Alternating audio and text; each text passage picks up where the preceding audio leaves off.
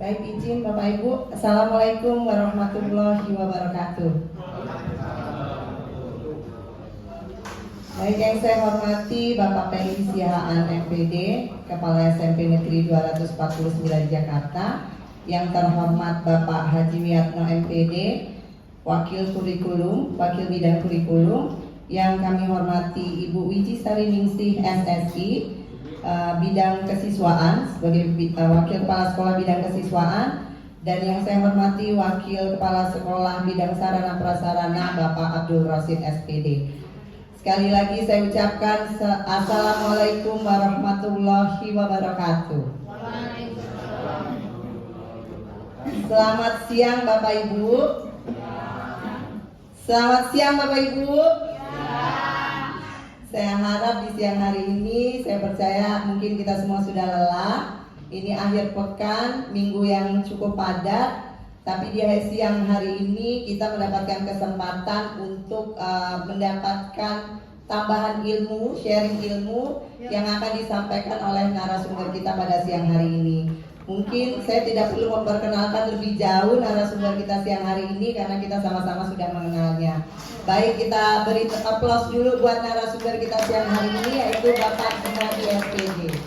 Baik Bapak Ibu, tema kita siang hari ini yang akan disampaikan oleh narasumber adalah assessment sebagai alat untuk mengukur pembelajaran yang lebih optimal. Karena sebagai guru kita harus paham tujuan dan fungsi adanya assessment di dalam proses pembelajaran. Untuk itu kita sambut sama-sama dengan tepuk tangan yang meriah narasumber kita siang hari ini, Bapak Gunadi SPD. Silakan Bapak. Mohon maaf, saya turun Bu ya, karena saya akan melihat. Assalamualaikum warahmatullahi wabarakatuh. Yang terhormat Bapak Pimpinan SMP Negeri 249 Jakarta, Bapak Pendi Sihaan MPD. Yang saya hormati Bapak Wakil Kurikulum, Bapak Haji Wiyatno MPD, Bapak Sarpras dan Prasarana, Bapak Abdul Rosid SPD, dan Ibu Wakil Kesiswaan, Ibu Wiji Sariningsih, serta yang saya hormati para guru. Saya harapkan antusiasnya untuk sementara semangat mengikuti kegiatan pada sore hari ini. Puji syukur kehadirat Allah Subhanahu wa taala yang telah memberi rahmat dan hidayahnya sehingga kita masih diberi kesehatan, berkumpul mengikuti kegiatan yang telah direncanakan oleh sekolah, ya, dan serta selawat dan salam terhadap junjungan Nabi besar Muhammad sallallahu alaihi wasallam. Baik, Bapak Ibu sekalian, saya akan memulai ya. Sebenarnya banyak sekali materi-materi yang sudah pernah saya ikutin, baik itu di P4 maupun Zoom ya. Tetapi banyak hal-hal yang saya pertimbangkan agar materi ini nyampe ke kita, ke semua guru ya, ke semua guru, dan saya sangat optimis sekali dengan materi yang akan saya sampaikan, yaitu tentang asesmen. Karena asesmen ini kita sebagai guru harus paham sampai di mana sih asesmen itu dalam proses pembelajaran, apa-apa saja sih yang harus kita gunakan untuk mengukur keberhasilan belajar. Baik, di sini saya akan langsung saja next Pak Yosi. Ya, ini sementara biodata ya. Walaupun sudah kenal, tapi mungkin ada guru kita yang belum kenal juga ya. Nama saya Jumadi Zodiac Piskes ya. Hobi saya seni ya. Pekerjaan guru P3K, alumni Perguruan Tinggi Universitas Negeri Medan. Asal usul Solo, Purworejo, dan Medan. Solo itu orang tua dari ibu saya ya. Kemudian Purworejo adalah orang tua dari bapak saya, dan Medan adalah saya sendiri. Kelahiran beda. makanya asal usulnya Solo, Purworejo, dan Medan. Kemudian asal istri dari Nusa Tenggara Barat, Bima, anak dua-duanya Jakarta. Itu foto anak saya itu di sebelah kanan, kebetulan tingginya sama mamanya ya. Dan yang satu SMA kelas 10, yang satu SMP kelas 7. Dua-duanya hobi seni, yang kecil hobi nari, kemarin juara 3 nari di kegiatan. Kemudian yang tengah itu, yang pinggir baju itu mamanya. Next. Baik Bapak Ibu, masuk kepada penerapan asesmen pembelajaran untuk optimalisasi dalam kurikulum Merdeka. Next. Ya Bapak Ibu, sebelum kita lanjut ke apa itu asesmen, kita terlebih dahulu lihat pengertian dari asesmen ya. Karena ini perlu kita ingat dan perlu kita hafalkan asesmen itu apa dan tujuannya untuk apa sih, kan begitu. Asesmen adalah proses sistematis untuk mengumpulkan, menganalisis dan menginterpretasi data atau informasi mengenai kinerja, kemampuan atau perkembangan seseorang, kelompok atau organisasi.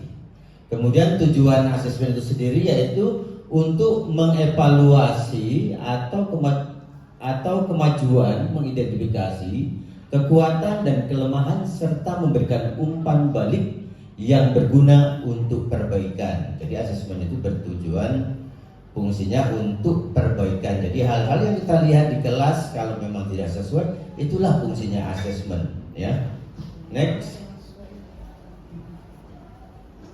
Kemudian ada materinya, ada 4 poin. Di situ ada konsep asesmen dalam kurikulum Merdeka, kemudian teknik dan strategi asesmen dalam kurikulum Merdeka, kemudian asesmen untuk persiapan pembelajaran tahun ajaran baru. Nah, ini sudah lewat, kita abaikan saja, nanti berarti kita ambil 3. Optimalisasi penerapan asesmen dalam pembelajaran. Next. Baik Bapak Ibu guru, di sini ada keterangan pembelajaran menyenangkan. Nah,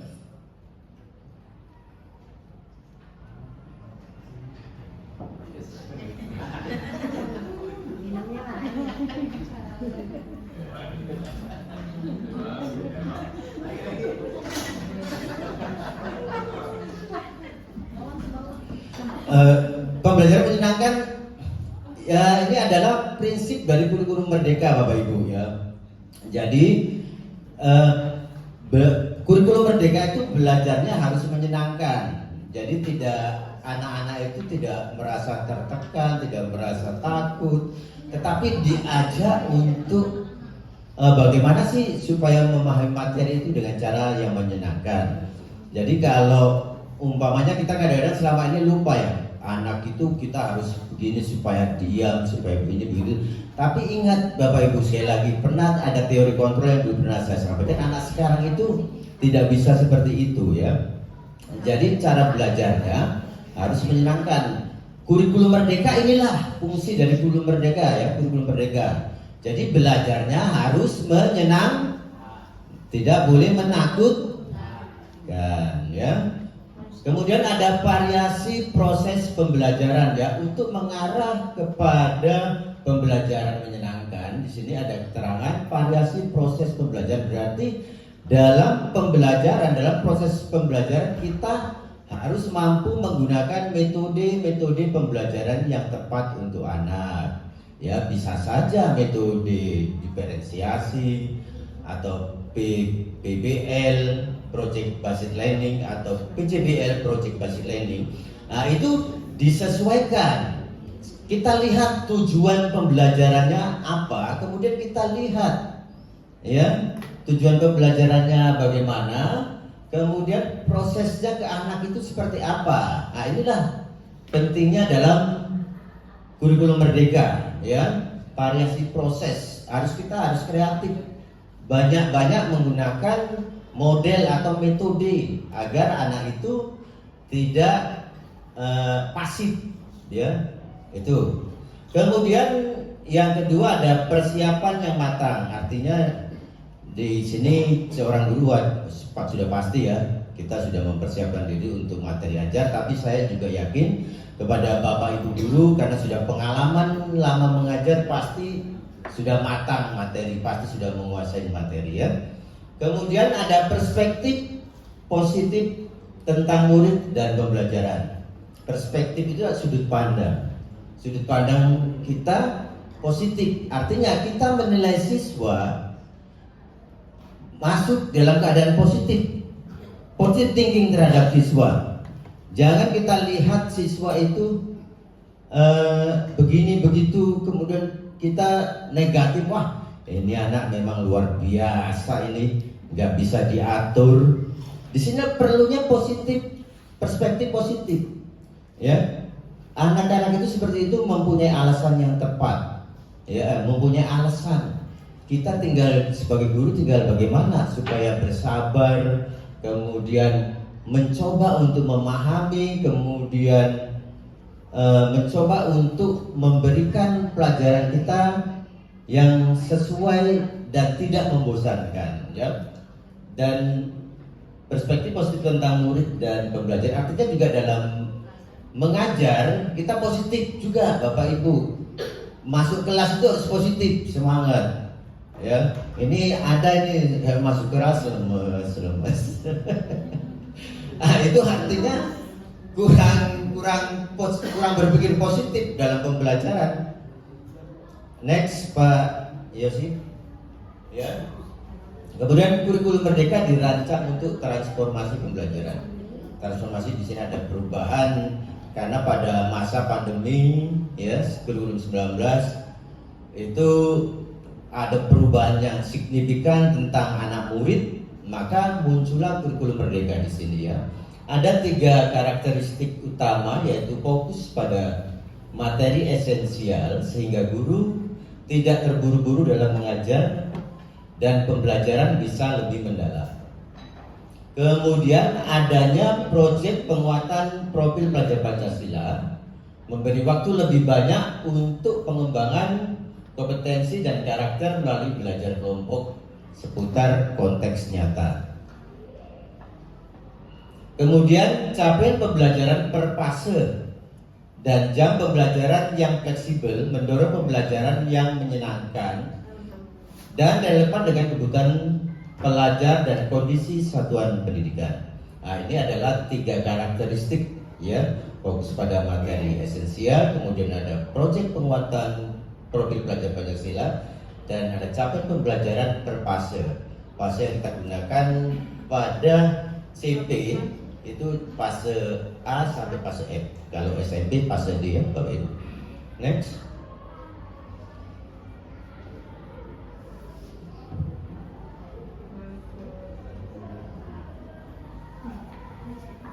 Maaf Bapak Ibu, ya. Sebelum masuk kepada asesmen, di sini kita perlu secara mendasar untuk mengetahui CP, ya, capaian pembelajaran. Capaian pembelajaran itu yang kita tahu selama ini kan di-share oleh Pak Abi, ya, CP itu sebenarnya dari mana sih, kan begitu. Nah, ini capaian pembelajaran merupakan kompetensi pembelajaran yang harus dicapai peserta didik pada setiap fase. Dimulai dari fase fondasi yaitu PAUD untuk pendidikan dasar dan menengah. Disusun untuk setiap mata pelajaran. Kemudian pemerintah hanya menetapkan tujuan akhir per fase dan waktu tempuh per fase. Satuan pendidikan memiliki keleluasaan untuk menentukan strategi dan cara atau jalur untuk mencapainya agar bisa menentukan strategi yang sesuai. Kemudian kita perlu tahu titik awal keberangkatan para peserta didik, ya, Bapak Ibu sekalian. CP yang selalu di-share oleh Bapak Wiyatno, ternyata setelah saya ikuti, ini CP yang diambil dari Kemendikbud, CP nomor 33 tahun 2022, ya, di mana CP tersebut adalah sebagai fondasi acuan untuk pembuatan tujuan pembelajaran yang nantinya akan mengarah kepada ATP, alur tujuan pembelajaran, dan kemudian digunakan lagi menjadi modul ajar atau RPP. Next. Kemudian komponen capaian pembelajaran, ya. Nah, ini ada komponennya, ada rasional mata pelajaran, tujuan mata pelajaran, karakteristik mata pelajaran, capaian dalam setiap fase secara keseluruhan, capaian dalam setiap fase menurut elemen. Ya, next. Baik Bapak Ibu sekalian, di sini ada bentuk pemahaman CP yang tadi telah saya sebutkan, bahwasanya CP fase A sampai F itu adalah berdasarkan CP nomor 33 tahun 2022, di mana pemahaman dalam CP ini ada di situ prinsip menyusun CP. Jadi Bapak Ibu, CP ini adalah capaian pembelajaran yang ditetapkan oleh pemerintah untuk semua mata pelajaran. Artinya di situ ada untuk setiap fase mata pelajaran. CP telah ditetapkan oleh pemerintah, yaitu nomor 33 tahun 2022, yang mengarah kepada pembuatan tujuan pembelajaran. Jadi arah dari tujuan pembelajaran yang kita buat itu adalah berdasarkan CP ini, Bapak Ibu. Kemudian setelah tujuan pembelajaran kita buat berdasarkan CP atau panduan atau fondasi dasar awal untuk kita mengajar agar karakter pendidik kita yang sesuai dengan tujuan pendidikan nasional itu dapat terbentuk, ya. Maka CP inilah diambil dan dibuat oleh pemerintah, tetapi berdasarkan teori, diambil dari berdasarkan teori atau prinsip penyusunan CP, yaitu dari teori Wilkins.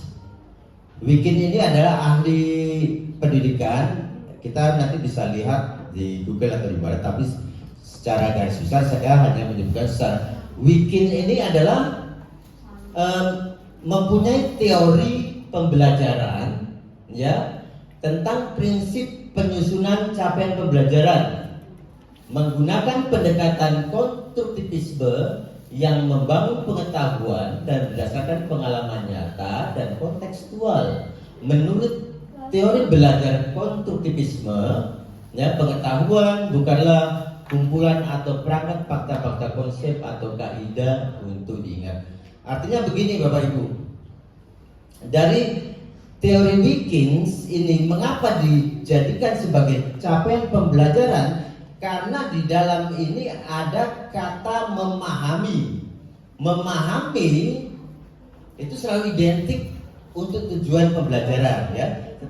Mengapa tetapi dalam ini dibuat untuk capaian pembelajaran, dijadikan fondasi teori Wilkins ini, ya. Dijadikan fondasi karena pengertian dari memahami Wilkins ini adalah pengertian yang mencakup keseluruhan seperti aspek-aspek yang dimiliki oleh taksonomi Bloom, ya. Tapi teori Wilkins ini dia mempunyai, walaupun arti memahami, tapi memahami pada tingkatan yang lebih sempurna, ya. Mampu menganalisis, mampu mengevaluasi, dan mampu mencipta. Inilah diambil sebagai CP oleh pemerintah agar pendidikan nasional dapat terbentuk sesuai dengan tujuannya, yaitu siswa berpikir kritis.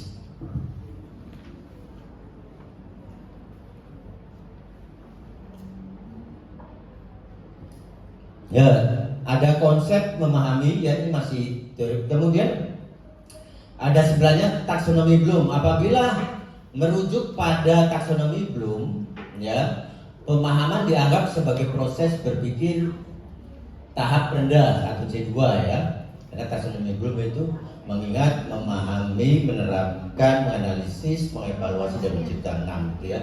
Jadi C2 di situ taksonomi Bloom kategori rendah, ya. Tetapi di dalam taksonomi Bloom ini, Bapak Ibu, di dalam proses pembuatan tujuan pembelajaran yang diambil dari CP, saya ulangi,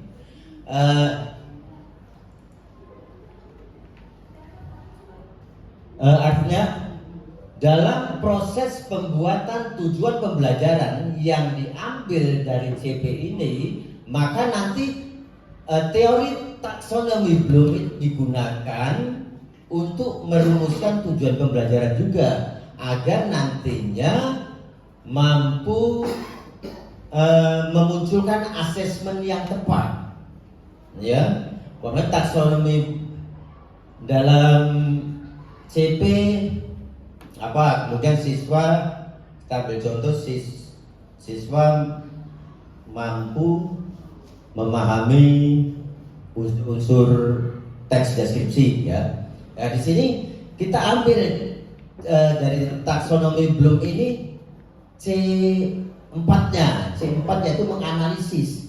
Jadi pada proses pembuatan modul ajar kita sesuaikan tujuan pembelajaran, kemudian dari tujuan pembelajaran, kemudian kita ambil teori taksonomi Bloom apa C4, C5, apa C6, agar nanti tujuan pembelajaran itu sesuai dengan target yang ditetapkan oleh pemerintah. Siswa berpikir kritis.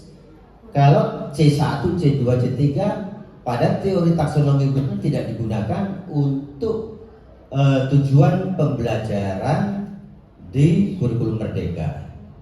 Ya, Bapak Ibu. Oke, next.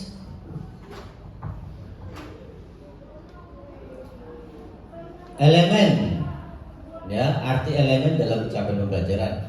Setiap CP suatu mata pelajaran memiliki beberapa elemen atau kelompok kompetensi esensial yang berlaku sama untuk semua fase mata pelajaran tersebut. Masing-masing elemen memiliki capaian per fase sendiri yang saling menunjang untuk pemahaman yang dituju. Ya. Kemudian elemen sebuah mata pelajaran mungkin saja sama atau berbeda dengan mata pelajaran lain. Hal tersebut disesuaikan dengan karakteristik pada masing-masing mata pelajaran. Ya. Kita lihat contoh dari elemen pelajaran matematika. Ya, dalam capaian pembelajaran matematika terdapat elemen bilangan, aljabar, pengukuran, geometri, dan analisis data dan peluang. Ya, nah, ini CP yang ditetapkan oleh pemerintah. Ya, dalam CP IPA terdapat elemen pemahaman IPA dan keterampilan proses. Ya, kemudian dalam CP bahasa Indonesia terdapat elemen menyimak, membaca dan memirsa, berbicara dan mempresentasikan serta menulis. Ini adalah elemen yang terdapat pada mata pelajaran yang karakteristiknya ditentukan dan CP-nya dibuat oleh Kemendikbud pada nomor 33 tahun 2022. Next. Kemudian ada rencana pembelajaran, ya. Perlu diketahui, ya. Rencana pembelajaran merupakan aktivitas untuk merumuskan capaian pembelajaran, kemudian cara untuk menyampaikan tujuan belajar, kemudian cara menilai tercapaian tujuan belajar. Kemudian ada perencanaan pembelajaran dituangkan dalam bentuk yang satu, perencanaan pembelajaran itu harus fleksibel, dua, harus jelas, dan tiga, harus sederhana. Itu saja perencanaan pembelajaran yang perlu kita ketahui. Next. Kemudian komponen rencana pelaksanaan pembelajaran, ya. Komponennya kalau RPP itu ada 3, ya. Tujuan pembelajaran, langkah-langkah kegiatan pembelajaran, dan penilaian asesmen pembelajaran. Tetapi kalau modul itu ada tujuan pembelajaran, langkah kegiatan, penilaian asesmen, dan alur tujuan pembelajaran, dan dilengkapi dengan media pembelajaran dan asesmen. Nah, ini kalau untuk modul dia lebih lengkap persyaratannya, ya. Tapi untuk kurikulum Merdeka tidak harus modul ajar yang kita gunakan, ya, dalam proses pembelajaran di kelas, tetapi kita juga boleh menggunakan RPP Bapak Ibu ya. Next. Oke. Kita masuk pada materi esensialnya sesuai dengan judulnya ya. 5 prinsip asesmen ya. Asesmen merupakan bagian terpadu dari proses pembelajaran. Kemudian memfasilitasi pembelajaran, menyediakan informasi sebagai umpan balik untuk guru, peserta didik dan orang tua. Kemudian yang kedua, asesmen perlu dirancang dan dilakukan sesuai dengan tujuan. Kemudian asesmen dirancang secara adil, valid dan dapat dipercaya, memberikan informasi yang kuat bagi guru, peserta didik, orang tua mengenai kemajuan dan pencapaian pembelajaran serta keputusan tentang langkah-langkah selanjutnya. Asesmen sebaiknya meliputi berbagai bentuk tugas, instrumen dan teknik yang sesuai dengan tujuan pembelajaran yang ditargetkan. Kemudian laporan kemajuan belajar dan pencapaian peserta didik bersifat sederhana dan informatif, memberikan informasi yang bermanfaat untuk peserta didik dan orang tua dan data yang berguna untuk penjaminan dan peningkatan mutu pembelajaran. Jadi ini asesmen ini ya sangat kuat sekali karena di kurikulum Merdeka ya, di mana untuk asesmen itu lebih dibuatkan pada asesmen formatif Bapak Ibu ya. Nanti jadi asesmen untuk penilaian belajar akhir siswa itu bukan pada asesmen sumatif, tapi pada kurikulum Merdeka yang diutamakan adalah formatif karena melihat progres kemajuan belajar anak.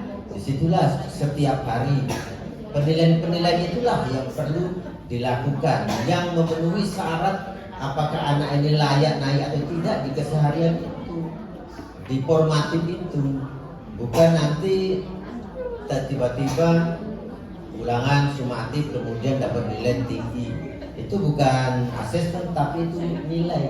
Beda nilai dengan asesmen. Kalau nilai itu biasanya bersifat subjektif. Kalau asesmen itu bersifat ilmiah. Ya, itu bedanya penilaian dan asesmen.